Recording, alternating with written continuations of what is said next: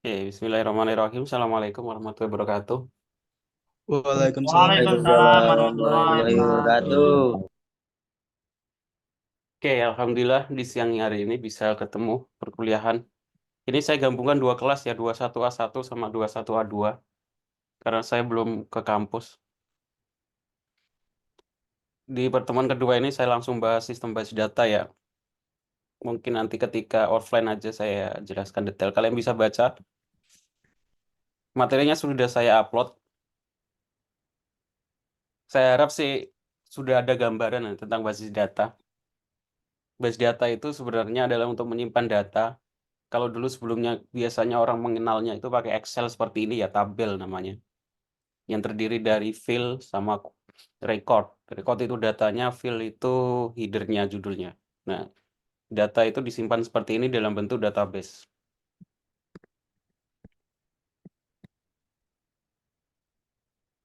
Istilah-istilah ini saya harap harusnya semuanya diingat-ingat ya. Istilah-istilah dalam dasar di basis data. Ada istilahnya namanya entitas. Itu objek yang mempunyai karakteristik sama bisa dibedakan dari lainnya. Contohnya pegawai, mobil, nilai, dan sebagainya. Terus ada atribut,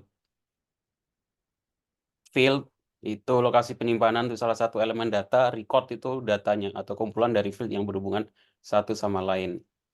Contoh entitas itu mahasiswa. Mahasiswa itu mempunyai atribut. Atributnya nomor KTP, nama, alamat, tanggal lahir, jenis kelamin gitu ya. Nah, biasanya nanti di database entitas ini kita sebut namanya tabel. Ini namanya field. Contoh gambaran database seperti ini ya. Ini kalau menggunakan Visual Basic ya. Database mahasiswa. Ada NIM, nama tabelnya itu mahasiswa. NIM, nama, jenis kelamin, tempat tanggal lahir, alamat, tahun masuk, ini namanya field. Isinya itu namanya record.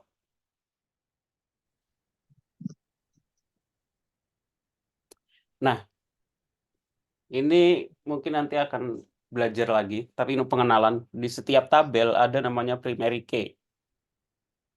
Field yang mengidentikan sebuah record dalam field bersifat unik. Primary key itu jadi acuan. Apa yang jadi acuan? Sesuatu yang unik. Biasanya pakai ID. Biasanya pakai ID. Kalau pakai nama, kenapa nama nggak bisa dijadiin primary key? Ya karena nama bisa aja sama. Umur bisa aja sama. Tanggal lahir bisa aja sama. Jadi yang dijadiin primary key itu sesuatu yang unik. Entah itu ID, NIM, atau apapun. Terus ada namanya secondary key selain primary key. Nah ini nanti ada namanya foreign key. Foreign key itu apa? Foreign key itu untuk menghubungkan tabel satu dengan tabel yang lain. Namanya kan database relasional ya. Tabel yang berelasi atau tabel yang saling berhubungan. Maksudnya berhubungan itu apa? Ketika primary key-nya itu muncul di tabel lain. Nanti disebut foreign key.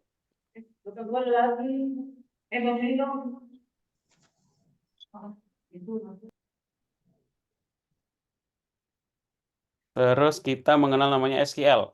Itu kepanjangan dari struktur query language atau bahasa yang kita gunakan untuk mengolah data di basis data, di database. Apa saja yang kita bisa gunakan membuat basis data, input, update, delete, membuat query sederhana, dan lain sebagainya.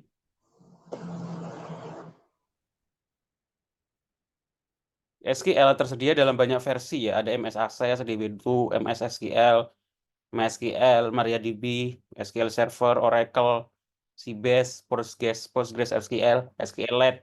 Jadi itu ada banyak tipe basis data, aplikasi basis data yang bisa digunakan. Jadi nggak cuma MySQL, tapi yang paling sering dipakai atau paling umum digunakan ya SQL, MySQL atau MariaDB. Kalau yang berbasis mobile biasanya menggunakan SQLite. Jam 2 doang.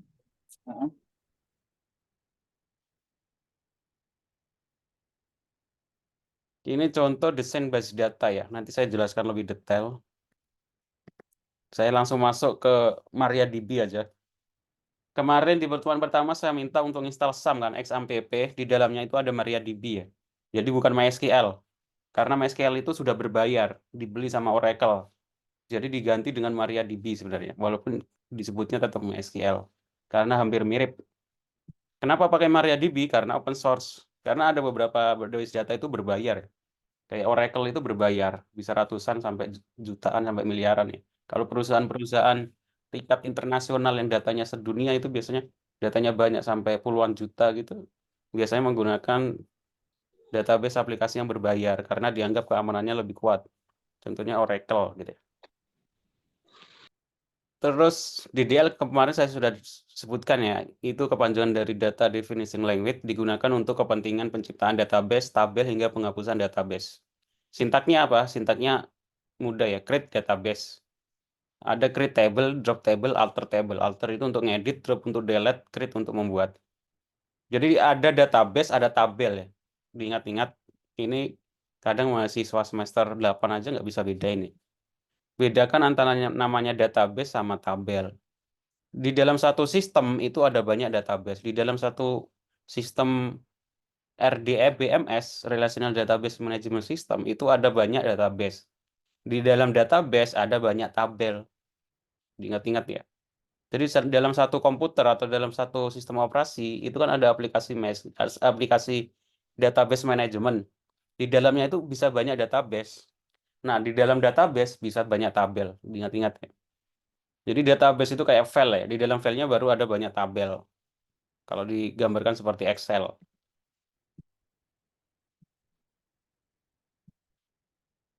Nah, nanti langsung saya kasih tugas, silakan dipraktikkan. Cara masuk ke MariaDB ke MySQL bagaimana?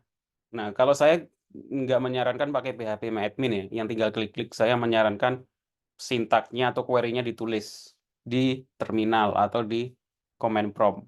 Caranya bagaimana? Pertama, aktifkan SAM, XAMPP, buka command prompt, CMD, kalau di Windows ya, karena saya laptopnya Mac OS, jadi nggak ada command prompt. Saya juga belum install, nanti saya install. Masukkan perintah cd, C tergantung di itu tempat SAM. Biasanya tempatnya itu di cd. cd itu apa? cd itu change directory. Kita menuju ke folder SAM, MySQL bin. Baru kemudian kita tuliskan perintah untuk masuk ke dalam MySQL. Menggunakan MySQL min U. Kalau dalam perintah terminal, kalau belajar Linux, biasanya kalau min itu artinya opsi. MySQL min U, min username sebenarnya. Root, jadi passwordnya atau username-nya itu root, min p itu password. Nah, defaultnya itu di SAM MySQL itu nggak ada passwordnya. Makanya MySQL min u spasi root spasi p. Sebenarnya kalau ada passwordnya kalian bisa tulis passwordnya. Kalau kalian menggunakan WAM server itu harus pakai password. Biasanya min p plus password MySQL kalian. Kemudian tekan enter. Jadi saran saya silakan command prompt-nya dirubah ke dalam warna putih. Supaya apa? Supaya nanti saya bacanya lebih enak dibaca, supaya bisa dilihat seperti ini ya. Kalau sudah seperti ini, baru yang tadi ditulis. Contohnya kita ketik start, MySQL aja yang di start ya. Terus ini cdc menuju ke direktori C, terus kita menuju ke direktori MySQL bin cd. Defaultnya pasti ini ya, sang MySQL bin. Kalau pakai WAM mungkin pakai var ww kalau Linux ya. Kemudian masuknya pakai apa? MySQL min u spasi root spasi p. Kalau ada passwordnya nanti disuruh masukin password. Kalau nggak ada biasanya langsung masuk. Kalau udah muncul di sini seperti ini, artinya udah masuk ke dalam MariaDB. Terus di sini belum ada database-nya. Default user adalah root dan passwordnya ada kosong kalau kita menggunakan SAM. Kalau pakai aplikasi lain biasanya harus pakai password ya, silakan dimasukkan passwordnya. Oke, kira-kira ada pertanyaan?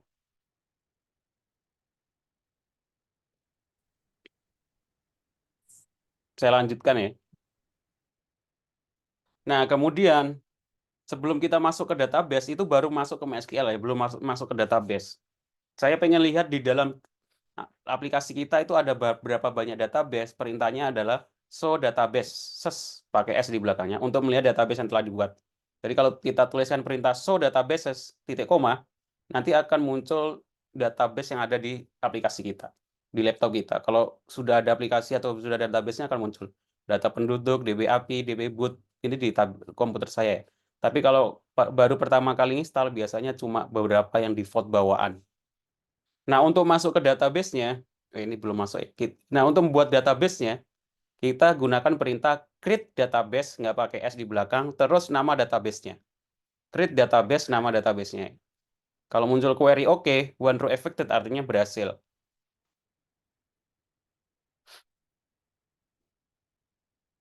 Kemudian, untuk masuk atau masuk ke dalam database tersebut, kita menggunakan perintah use pegawai. Nanti ini akan berubah menjadi tabel pegawai. Artinya kita masuk ke dalam tabel pegawai. Nah, di dalam database pegawai baru kita buat banyak tabel. Nah, untuk tugas pertama ini dulu ya, sekaligus pengenalan, biar terbiasa. Jadi tugas satunya masuk ke dalam MySQL dan Command Prompt masing-masing, silakan di screenshot, diganti warna putih, buat database dengan nama NIM masing-masing ya, nama dan NIM masing-masing. Contoh Dwi underscore 319243. Masuk ke database yang telah dibuat, jelaskan perbedaan database dan tabel, buat laporan, maksudnya di screenshot, ditaruh di PDF, di-upload di e-kampus ya, nanti saya buat menu tugas 1. Ganti warna TMP background warna putih biar lebih mudah. Oke? Jelas? Ada yang mau ditanyakan? Silakan dipraktekkan ya, ini paling mudah. Terakhir tugasnya minggu depan ya, sebelum pertemuan selanjutnya. Karena ini menurut saya sangat mudah. 10 menit harusnya udah selesai. Ya. Terakhir minggu depan, sebelum pertemuan selanjutnya. Contohnya seperti ini. CD, MySQL bin, MySQL min urut P, terus create database, use, nama, nih, udah itu aja. Terus jelaskan perbedaan database dan tabel. Oke, ada pertanyaan?